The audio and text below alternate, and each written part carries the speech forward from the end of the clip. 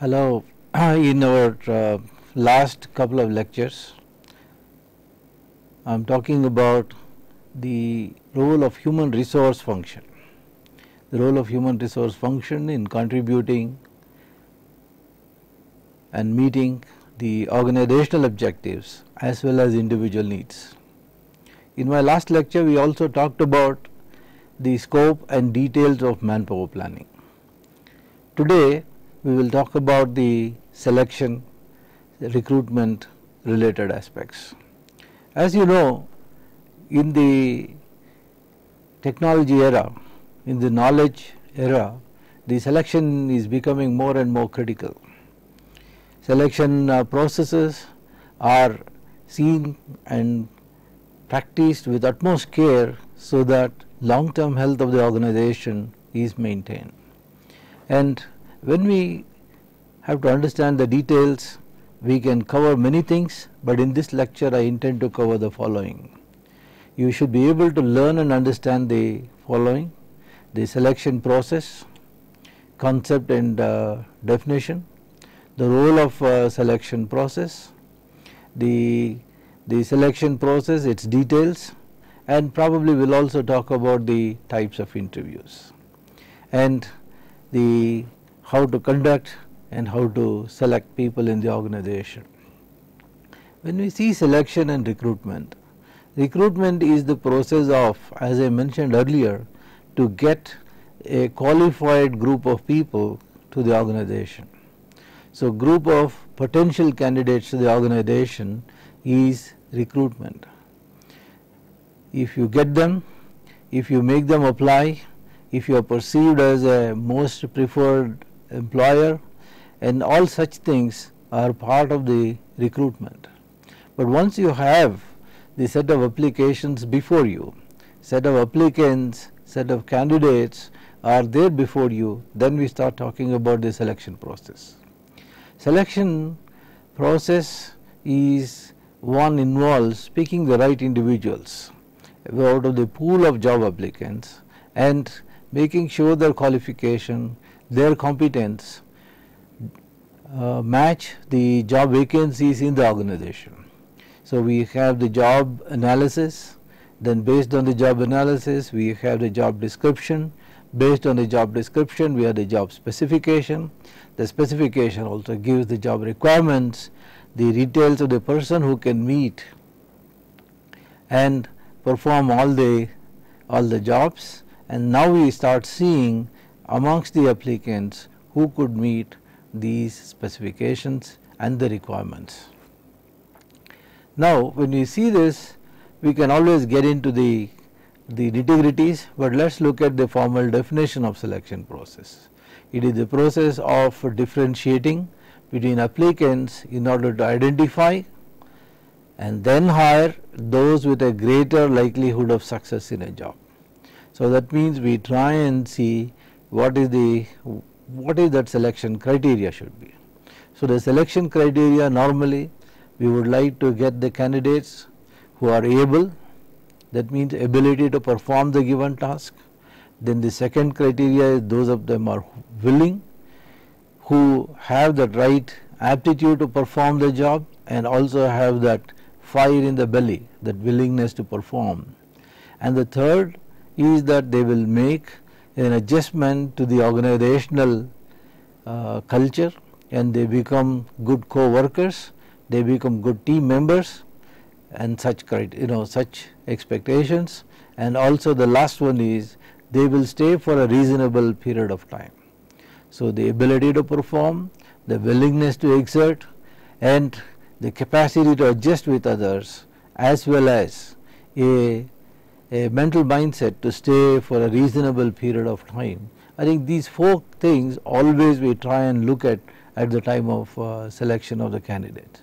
So, that is where we are trying to differentiate between the applicants with respect to these four things. So, someone may be a very capable person, his ability is very high, but we may feel that he may not adjust with others, he may not be a good team player. Another situation we see he is a great team player, but does not possess the required qualification. Or we may see great in terms of the qualification and ability, and also has the willingness to perform, and also a good team player, but we have reasons to suspect that he may not stay for a long time for what we are giving as like opportunities or growth paths or compensation, and then we may not hire that kind of a person. So this is where the selection process becomes one of differentiating between applicants and then try and match with respect to what the organization can offer. So it is in that sense, selection definitely is the process of making a hire or no hire, either the candidate would be in or not. So the decision regarding each applicant for a job, so the process typically involves determining the characteristics required for effective job performance on the one side, and on the other the measuring the applicants on those characteristics. So the characteristics required for effective job performance are really we will obtain through this job analysis. So as we put it, the selection becomes the process of making of hire and no hire decision, and then so we need to see how we are going to analyze, how we are going to compare, shall we adopt one method or multiple methods. Those are the matter of details. So finding the best becomes one of the complex exercises in any organization, and involves several steps, and sometimes it is sequential, sometimes it is to be done parallelly. As we are seeing is that we have the recruitment plan, there is an assessment of the need, then we also have the kind of the job vacancies. So the job vacancies gets in terms of definition of the job, then we get the kind of pool with which we can meet the requirements. So the recruitment plan throws those items. So that means we will see whether we can get it from through a set of web applications, or through going through a consultant, or through anyone else. So the identifying the labor pool and also the sources of the applicants becomes one of the critical exercises.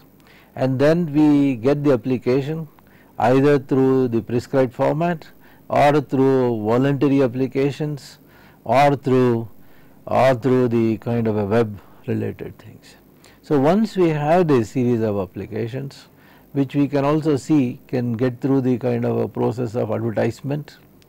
It could be when you put this advertisement, it could be on a website, it could be through radio or the employee referrals, then it could be some school TV channels, then some flyers, then newspaper, or it's kind of a newsletter of the professional organizations, or sharing informally through grapevine, or these college campus school bulletin boards. So many of these things when you do, then we do get into the set of the applications. And the other side you also one can do is that people do call over phone, or it could be walk-ins. So there are applications over telephone or applications coming directly to the organization, again which you can screen and file. So all this would indicate that recruitment is based on the kind of plans, and also based on several activities what one can do depending on the kind of attraction it has in the labor market situation. So once we have a pool of applicants for a given job vacancy, then we move on to the next step of various selection process. It could be the interview, or it could be anything else. So the selection test and the interview defines the next process. The idea is only to finding the best under the circumstances.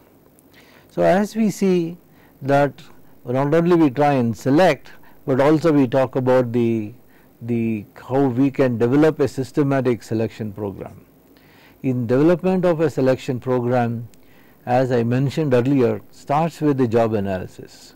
The job analysis can be done through systematically documenting all the activities what one would perform.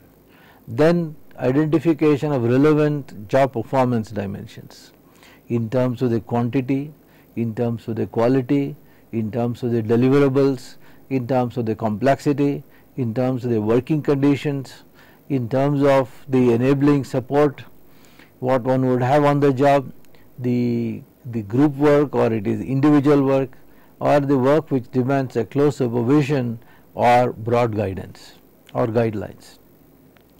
And then we also start seeing the identification of knowledge, skills and the abilities, what normally called as KSAs, to perform that kind of a job. So after this third step, then we start seeing what are the development of the assessment devices to measure KSAs. That means how do we make sure that the person has the required knowledge? How do we measure these skills? How can we measure these abilities? So that means we can think of 1, 2 or several methods of measuring these knowledge, skills and abilities which are necessary to perform the job. Then we want to make sure the validation of the assessment device. Assessment devices to be seen in terms of its content, whether it contains all the required dimensions, parameters, and similarly what is the construct and what is the criterion. So let us say that we are talking about personality, so that means we have to see what is the personality assessment going to be. So then we may choose that a trait based kind of an instrument, and then you will see how is this construct of this personality, and then also we would see what is the kind of a criterion around which we will accept the candidate or we would reject the candidate. So then use of this assessment devices, well then we will put it into the processing of applications. So unless some of these things are done a priori, the selection becomes cumbersome and complex. But once the procedures are adopted and defined, it enables a good selection process. So one of the steps definitely one would like to make sure is that what are the key performance characteristics. Do they perform under complex circumstances? Do they do a cutting edge performance? Is it very innovative? So what are the key performance characteristics is one. Second is what is the applicant's ability versus motivation, and ability and motivation. Some are very able people, some are very willing people, but organization wants very clearly both able as well as willing people. And then one also need to see who will select these people. Is it going to be the HR activity? Is it going to be the HR as well as some line managers would get involved? Are there any specialists would get involved? The specialist from within the organization or specialist from the outside the organization, or in terms of the top management. But any selection process means it is time, it is effort, and so one need to see how to manage these effort as well as the time. And when we see the role of selection in influencing organizational effectiveness, I think one need not have to think there are several reasons, but it is crucial for at least 2 reasons. First, work performance depends on individuals.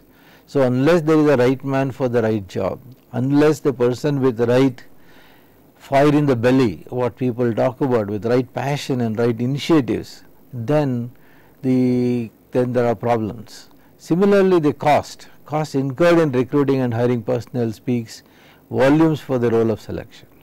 In other words, when you spend so much time, normally it is estimated it takes about these, if you look at the average salary, it is the 3-month salary is what is involved for per selection cost.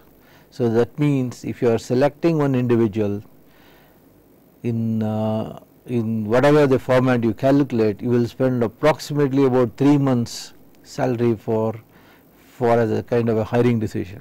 So if someone comes and leaves, so that means virtually you are losing about 3 months salary. Some organizations also have estimated it is anywhere between 8 months salary to 12 months salary in a very complex selection process.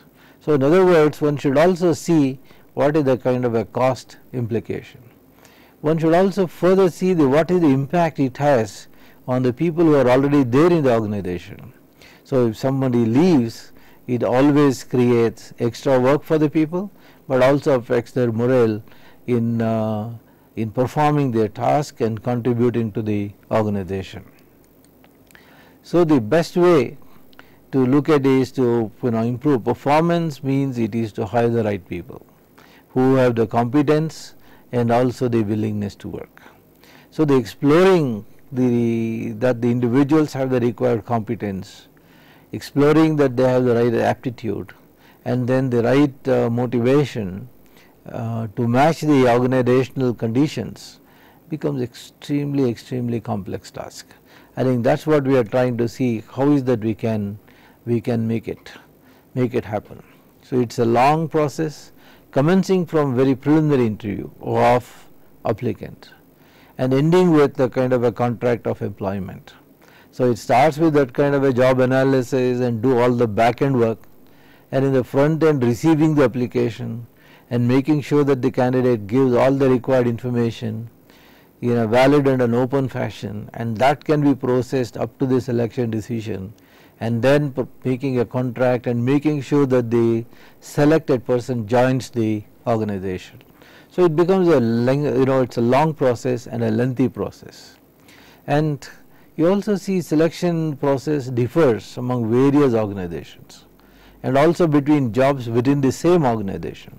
Sometimes the organization is in a hurry, and then they have to compromise on many of the standard procedures which they would like to follow.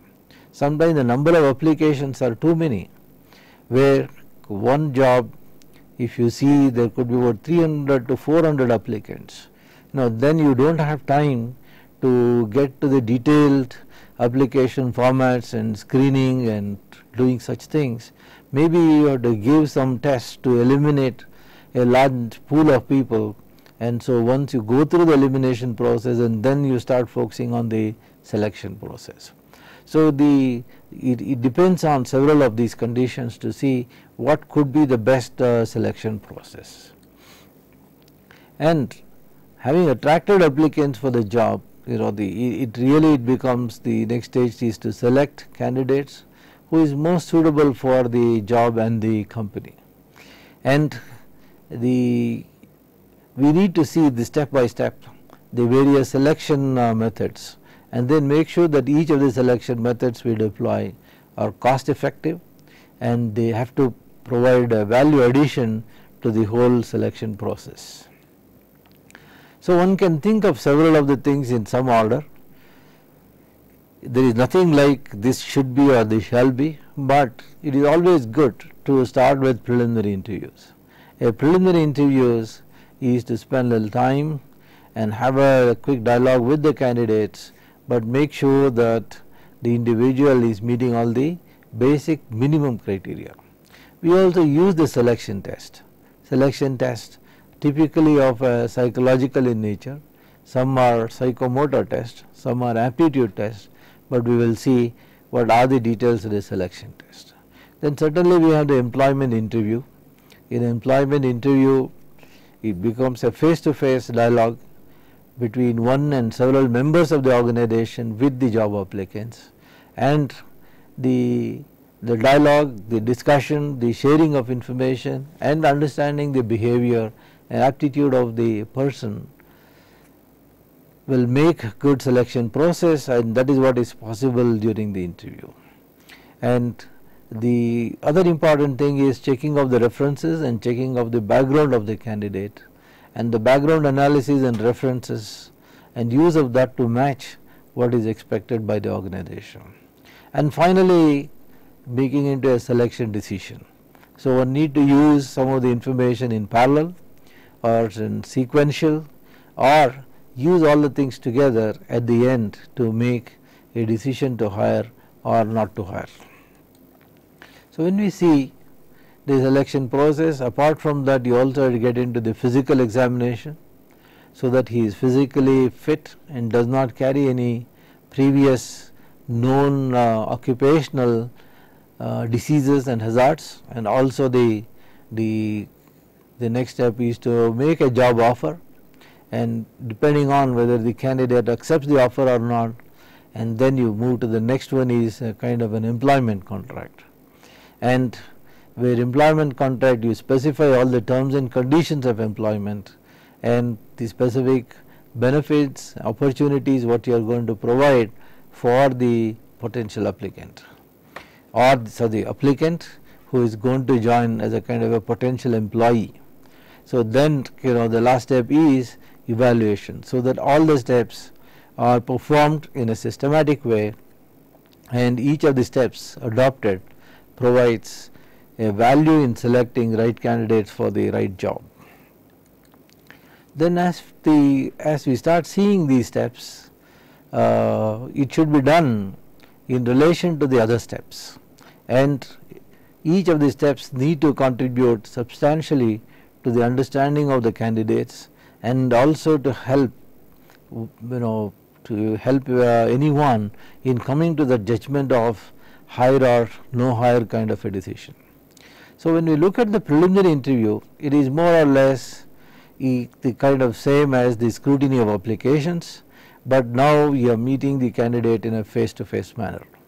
So any interview means it is the dialogue between one or several of the organizational members and the candidate.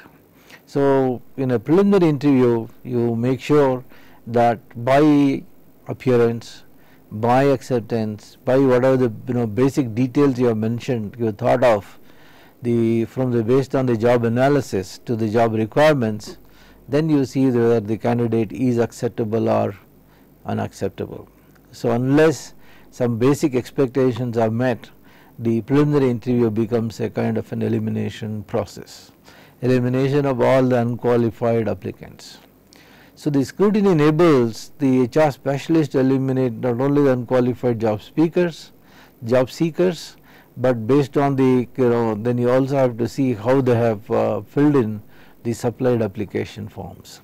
So organizations would like to design their own applications so that in a standardized way you can compare their education, the experience, the family background, as well as the kind of contributions what they have made in the past jobs.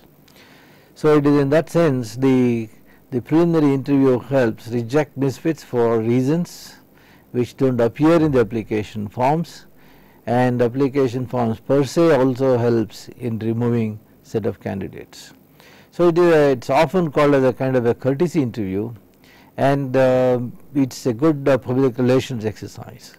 So that means you spend some time with the candidate, inform that yes, we are interested in, then also you would say that we will go through a process of formal selection, but within the time frame. So you also provide some required information to the candidate to prepare and appear for the selection process or selection test, or maybe this final selection interview itself.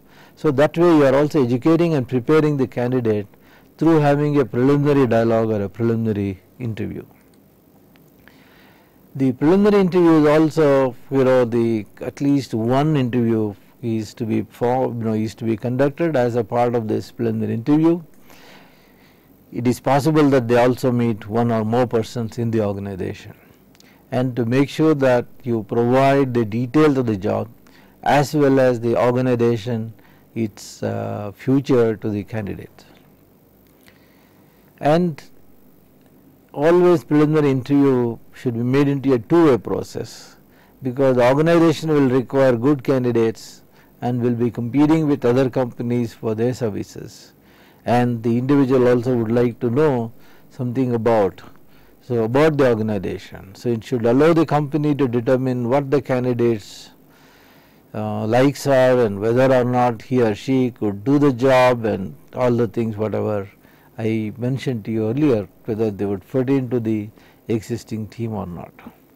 So candor is important because the company will want both to employ and retain the best candidates. So openness, free and frank discussions always helps in attracting and retaining some of the best of the candidates. So it is in this, after the preliminary interview and the screening, So one would always next step to discuss and talk about is the selection test. See, the tests depend upon the different jobs and the and also the organization, but the test determines the applicant's ability, aptitude and personality depending on what kind of test one would like to deploy and gather the required data. So the certain things are certain tests are available with respect to the personality, certain things and attitudes can be done, activities could be done to understand the aptitudes, as well as some interest inventories and things like that also can be deployed to understand the aptitude, and one certainly would like to know the applicant's ability in terms of the motor skills or the coordination and things like that, where eye-hand coordination and things like that you want to explore through appropriate selection tests. The tests range from simple intelligence quotient IQ tests or to reasoning tests to a kind of a residential outbound or outward bound courses where people can be observed not only during the course but also during informal settings and informal interactions. But these are not really called as the selection tests. The selection tests are referred to as basically as the psychological tests. These test the candidate's ability to work with others, identify leadership qualities, examine behavior under stress. These are all part of the exploration in any assessment center kind of a methodology.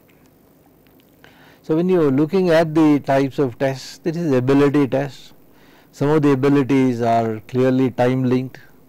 Some we would like to see how many words somebody can type per minute.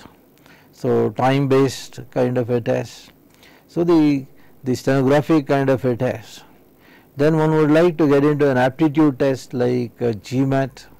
So whether somebody has a management aptitude. In a management aptitude you would analyze the scope for doing the quantitative analysis, the reasoning abilities, then also see the things in its abstraction, things like that. So the graduate management aptitude test, so the GMAT would get that kind of an aptitude of the candidate to pursue management careers. Similarly, the personality tests one can think of simpler forms like the FIRO-B, the fundamental interpersonal response orientation, or it could be the Myers and Briggs kind of a learning style kind of an instrument, or it could be the Big 5 personality, or the 16 PF is another test called the 16 personality factors, or one also can use this CPI or the California personality inventory. The question is that many of these tests are standardized, well accepted by the industry and by many organizations, and widely used, and expertise and insights and understanding are available. So the question is which type of test one would like to deploy and how much time it is going to take.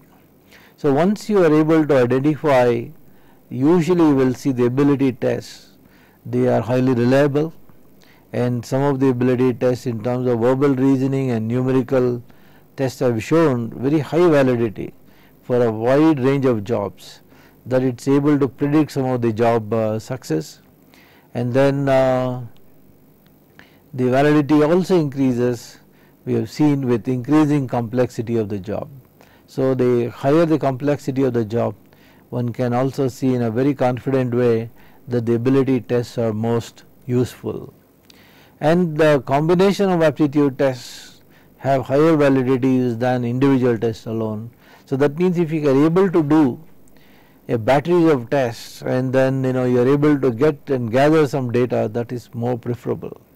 So so it is always desirable that you try and cover good number of people and also the multiple tests, so that the candidates can be classified.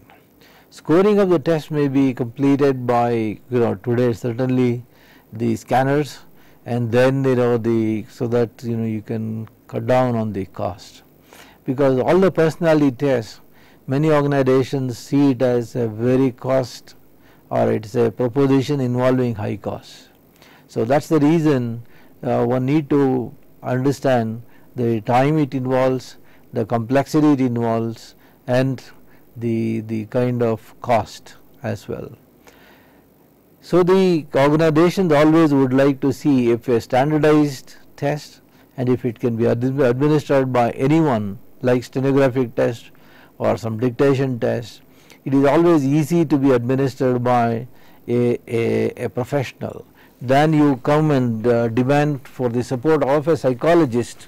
I think then one need to see how costly it is or how difficult it is to do this. So the time, cost, and expertise become one of the one set of criteria to choose or go with the selection test. Then so it is where the disadvantages also one need to see. It is the minorities, non-minorities typically score one standard deviation above the minorities. So it may result in adverse impact.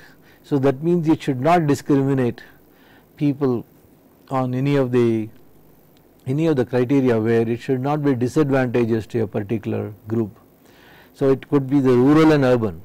So if a particular selection test where urban candidates are going to perform better, so then you must see how can you make it culture neutral, or it does not differentiate the ability of someone to do some good work in English should not influence his performance on the test.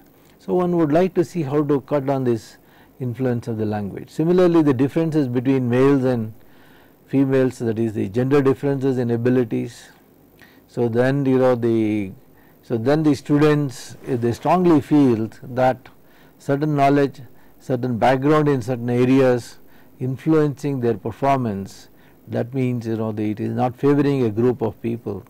So there are some handicaps, there are some issues.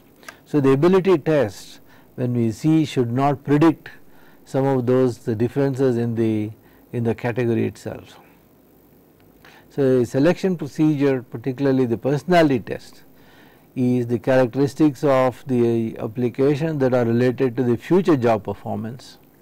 And personality tests typically measure one or more of the 5 personality dimensions, like this: extroversion, emotional stability, the agreeableness, conscientiousness, and the openness to experience. So these are all identified as big 5 personality, and people have established its validity and the reliability. So once you have the personality test in place, it can result in lower turnover, because if the applicants are selected for traits that are highly correlated with the employees who have high longevity, so with the organization. So that means these 2 factors are highly correlated, and such things will help in terms of predictive validity of the test, so that you are able to pick candidates who are going to be successful in the future. And personality test also can reveal more information about applicants' abilities and interests. So one can extrapolate the kind of traits what they have, and then see whether the individual is likely to accept or reject, or partially successful or totally successful, and things like that. One can try and use this information to predict the future performance of the individual on the job. But the difficulty or the disadvantages is to measure personality traits, and that may not be very well defined. Sometimes it is very difficult to see comprehensively the kind of measures. Applicants' training and experience may have a greater impact on job performance than applicants' personality.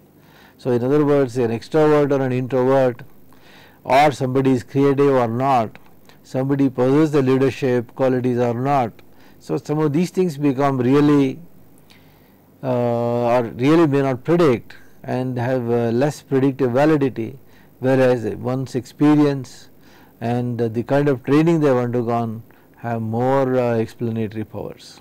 So the question is, the responses by applicant may be altered by applicants' desire to respond in a way they feel would result in their selection, called the social desirability. So, sometimes they also respond in such a way that what is wanted by the organization. So, sometimes the personality tests do not help us to pick exactly the candidates who are going to perform and who are going to be successful in the future. But the kind of test whatever we have talked about, the cost becomes extremely prohibitive, because in terms of the time it takes and also the interpretation of the results can only be done by trained professionals, if not the psychologists. So, the lack of evidence also to support that the validity of the use of the personality test in terms of predicting the job success. So, whatever may be, then one has to look at very closely when selecting the test. So, in terms of the criteria, what is its reliability?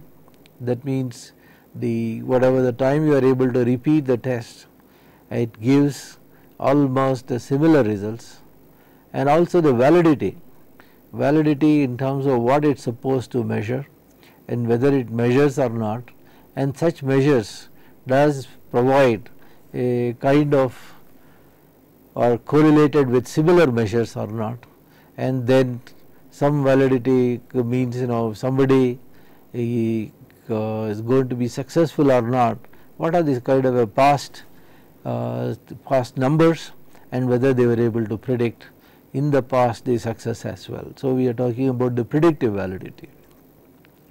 And also one would like to see the objectivity in terms of that there is no personal biases and actions, but one would be able to see in an unbiased way express comfortably about their preferences, about their own personal characteristics.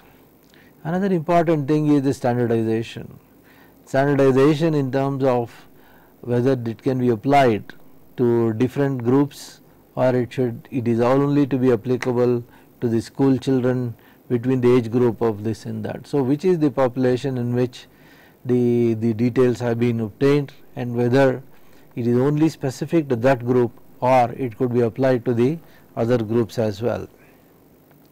And in this context we need to see what is this employment interview. So, we have briefly looked at in terms of the selection, and in the selection process the various tests, and the tests, as you can always see, there are simple ability related tests and there are personality tests, but as you move from ability to the personality test, a trained person's help is required.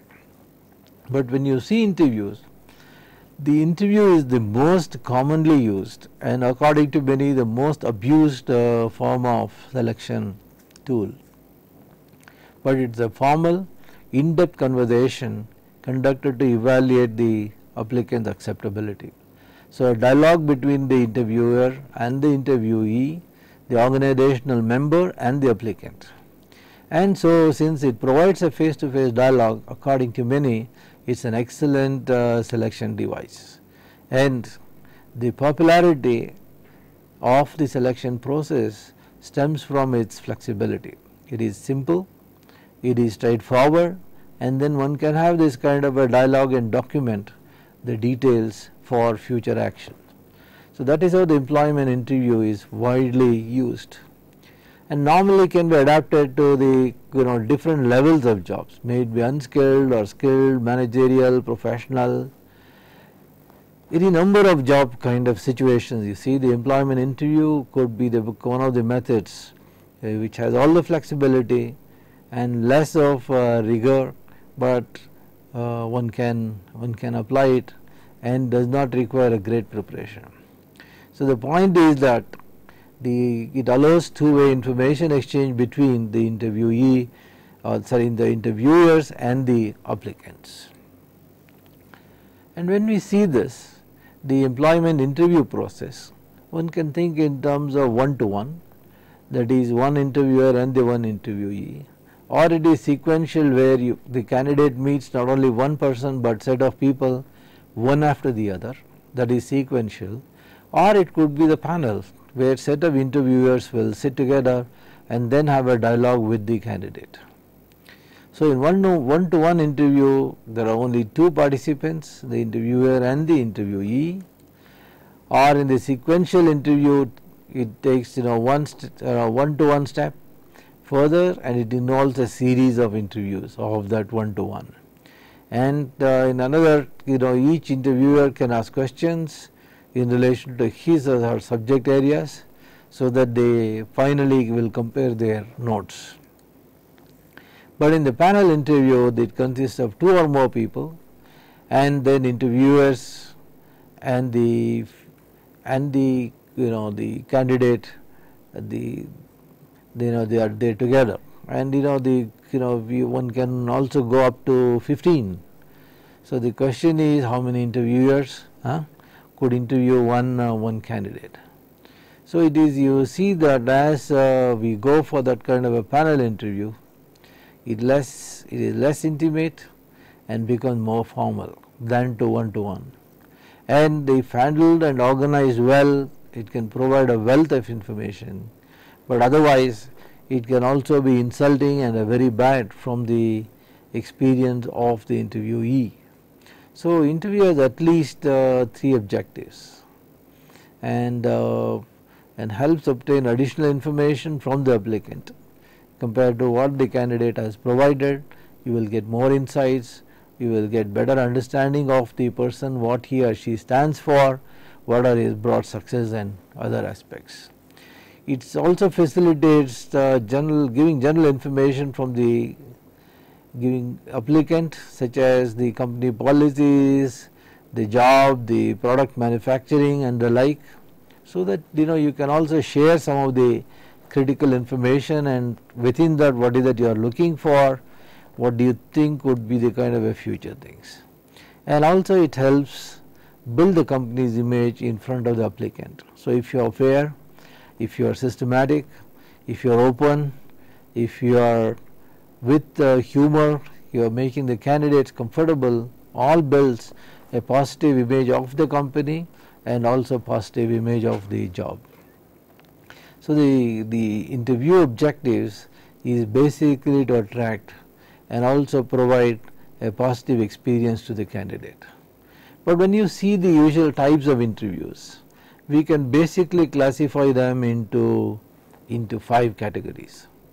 The first one called the structured interviews, second one is unstructured interviews, and the third one is the mixed interview, and the fourth one could be called as behavioral interview, and the last one could be the stress interview.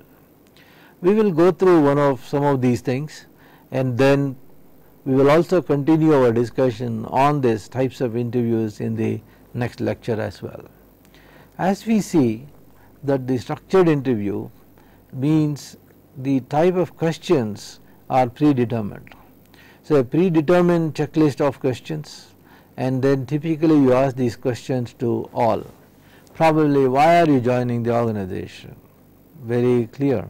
So you would like to get the the details in terms of what are the aspirations, what kind of jobs are preferred within the choice what the organization could provide. So a predetermined checklist, and whether they are willing to travel and relocate themselves. So many of these things, if it is involved in the job performance or as a part of the set of duties, it is best to explore through a very structured checklist, and a structured interview always helps in writing and getting the responses of the candidates and comparing it later on. It is the application also becomes very useful here, because it is useful for valid results, and then particularly when dealing with a large number of applicants. So that is where the usual application of the structured interview, the structured interview is much more better than the when you have very few number of people. And so in an unstructured interview, in the few or any planned questions, so that means most of the questions are evolving, questions are made up during the interview, In an unstructured interview, there is no pattern of when you start and what all the questions you need to ask, whether it is even required or not required. In an unstructured interview, the questions and discussions evolve, but people make sure that all the expected things are asked and then answers are obtained, so that an appropriate decisions can be made about the suitability or otherwise of the candidate. So, in the usual application of the unstructured interviews are where you really don't know the details of the candidates, particularly the personal details of the candidates, and then so it is usually it is most useful in that kind of a situation where the personal details do have implication for the job performance. And a combination of structured and unstructured questions can be used, and that's what it is in terms of the mixed interview would come. So that means a set of standardized questions and also some exploring and some unstructured questions. So together it makes sense to look at the candidate. So when you have not too big a number of candidates and not too small a number of candidates, then the mixed interviews are usually the best. So the usual application of this could be seen as it's a very realistic approach that yields comparable answers plus some in-depth insights about the candidate. So you can always get some motivation of the candidate and also some background, and which are comparable with from one to the other. So the mixed interviews, you are able to capture both. And then you have this kind of a behavioral interviews. In a behavioral interview kind of a thing, the questions are basically of probing the past experiences of the candidate. So usually the questions are limited to a hypothetical situation, and then you make an evaluation which is based on how the candidate has approached the problem, what solution has he provided, and then around that you will see what is that the candidate is able to comprehend, explore, analyze, understand, and then respond. I think that's what you try and do it in a behavioral interview. So it is most useful under the circumstances where you are more bothered about the reasoning and the analytical abilities, and then you also see whether he is able to cope with these things within the given time. So the behavioral interview questions typically would involve one or more of these things. So one could ask, describe a time you had to work with someone you did not like, or how would you handle a boss you suspected of performing unethical actions. So that means under the circumstances, under given these behaviors, what would you do? You as a supervisor, you walk into the shop floor, things are very disorganized, and one of the employees is arguing with a co-worker. So what do you do? So the question is, what do you do, or how have you handled how have you handled such situations in the past, would give some thought about what is desirable and what is that one has handled. So it throws up some of the preparations of the individual and the comfort level. It also could be, would you describe yourself as an innovative person, or give us some example of something particularly innovative that you have done that made a difference in the workplace.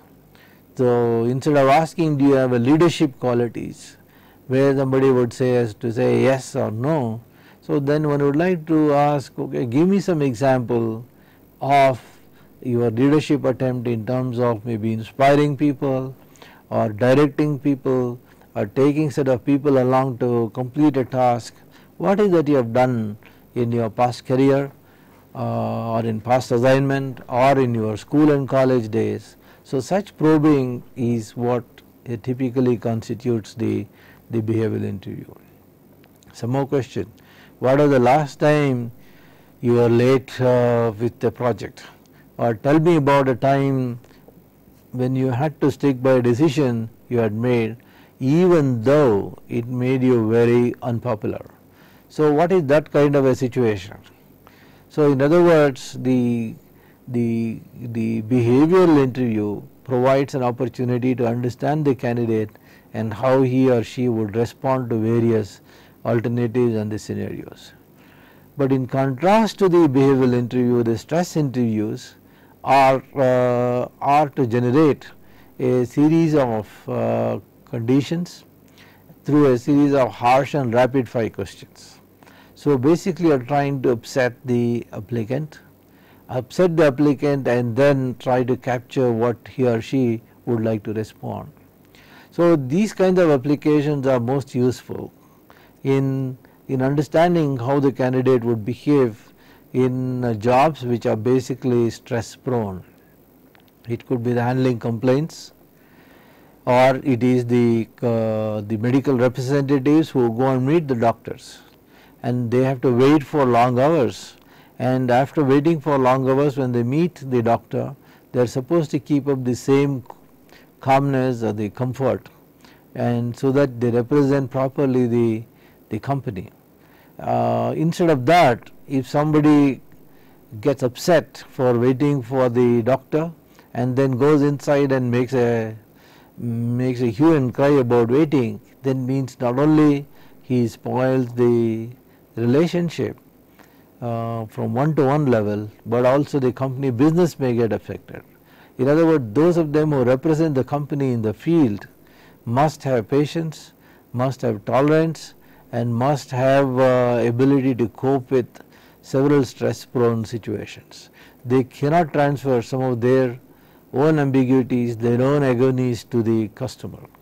That is where the stress interviews do help. So a stress interview is where the employer lines up a bunch of interviewers, one at a time, or maybe en masse or as a group. So his mission is to intimidate the applicant or confuse the applicant or create that, but to make sure that the candidate is responding and also capturing the style of the response and see what more can be done. So to find out the candidate's ability, how he handles that kind of a stress situations. So the stress interviews might involve not only the testing applicants' behavior in a busy environment, but it also further explores the dimensions of the behavior and its usefulness in the actual job context. So in other words, one could see how do you, that is handling particularly the work overload or dealing with people and project complexities, or particularly when the multiple tasks are involved. So as we are seeing here, the selection process would involve several of the steps, a series of steps depending on how you intend to do. It could be very structured, standardized ways of exploring with the candidate, or it could be the pretty informal, what people call it as unstructured, but you can also use a kind of a mixed interview, but many would like to use behavioral based interviews. Behavioral based interviews where you can capture the success, the details of the candidate, whatever he has done in the past. Sometimes you also have to design a stress interview where the kind of jobs the candidates are going to perform in the field involves handling of complexities, handling of people who are very important to the organization, but the candidate as an employee should not go and express his or her stress and create confusing situation to the customer or the client. And that is where the stress interviews are very useful in understanding and analyzing the potential of the candidate to have that calmness, to have the right attitudes. But in a nutshell, what we have talked about so far is this. So we are talking about the selection process and the concept and the definition and the role of the selection process, then the selection process itself in terms of the various activities, and also the types of interviews, and then also some of the concerns what we have about the interviews.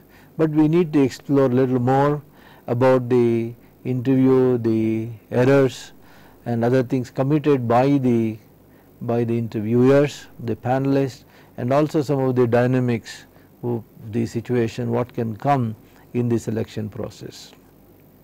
So what we will do in our lecture or in the coming session is to see what are some of the common interview problems, and we should also have a close look at in terms of the advantages and the disadvantages of the interview, and then the references and the background checks and how we need to use at the time of selection, and also finally making these selection decisions.